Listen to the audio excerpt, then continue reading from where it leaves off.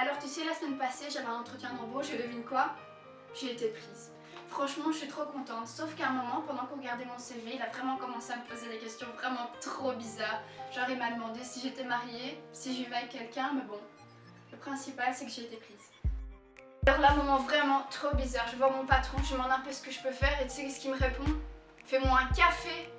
Non mais un café, il m'a pris pour clowner ou quoi? Ce matin, j'arrive au travail tranquillement, petite jupe, crayon, talons, petit chemisier. Et là, t'as mon patron, il me regarde de haut en bas et il me dit ah, je préférais celle d'hier, elle était plus courte, en me faisant un clin d'œil genre. Non, mais t'aurais dû voir la réaction de mon copain quand je lui ai dit. Non, mais là, ça va vraiment pas, je suis vraiment trop stressée. Je marche dans les couloirs et tout, j'entends mes collègues hommes dire pour arriver à ce poste-là, elle a sûrement dû coucher avec le patron. Non, mais je sais vraiment pas quoi faire. Là, je viens de rentrer, je t'explique, ça va vraiment pas. Je suis vraiment trop sous pression. Je reçois toujours des remarques de mes collègues masculins. Dès que je marche dans le couloir, j'ai tout le temps des chuchotements à mon égard. Je les entends dire oui, elle mérite pas ce poste, oui, tchic, tchac. Franchement, ça se fait vraiment pas. Ok, ils ont peut-être jamais travaillé avec des femmes, mais bon, ça n'excuse rien.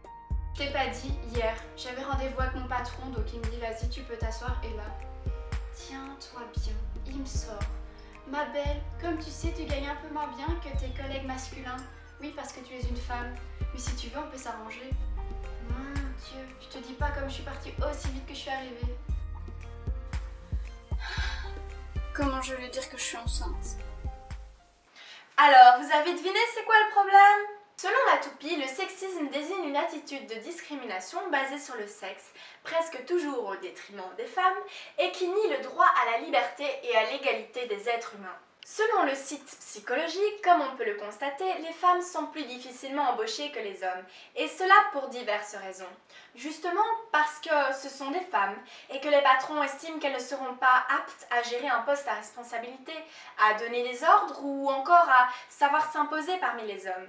Depuis des années, le sexisme est présent, et au fur et à mesure du temps, les femmes ont intériorisé l'idée que leur place de femme n'était pas là. De ce fait, on peut remarquer que l'éducation des jeunes filles continue à être centrée sur la sphère domestique et de la séduction. Si on résume la situation, les femmes pourraient donc avoir un poste aussi haut placé que les hommes, mais une fois à l'embauche, on leur dit qu'elles n'ont pas les compétences et qu'elles feraient mieux de retourner dans la cuisine. Selon l'OFCE, des chiffres nous montrent que les femmes de plus de 39 ans gagnent environ 23% de plus que celles qui ont fait des pauses pour raisons familiales. Et avoir un enfant peut bloquer la promotion et entraîner le freinage d'une carrière. Selon Le Monde, on peut remarquer une autre inégalité au niveau des salaires. Effectivement, au plus les salaires seront élevés, au plus l'inégalité sera marquée.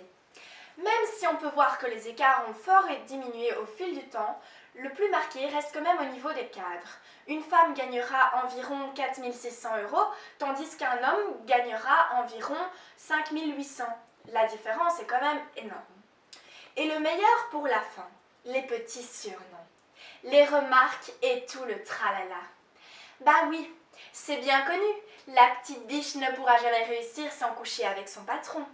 Une femme sur 4 avoue avoir déjà eu des remarques désobligeantes et mal placées.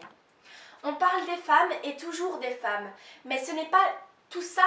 Il y a aussi nos amis, les hommes. Effectivement, ce n'est pas rare qu'un homme entende des propos sexistes à son sujet tels que « quelle femmelette !» Il n'en a pas assez dans son pantalon pour gérer une équipe. En effet, les hommes font aussi l'objet de remarques discriminatoires. L'égalité, la vraie, date seulement de 2014, année à laquelle est apparue la loi pour l'égalité entre hommes et femmes, qui permet d'avoir des congés parentaux.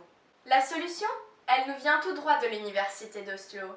Elle consiste en une expérience très originale.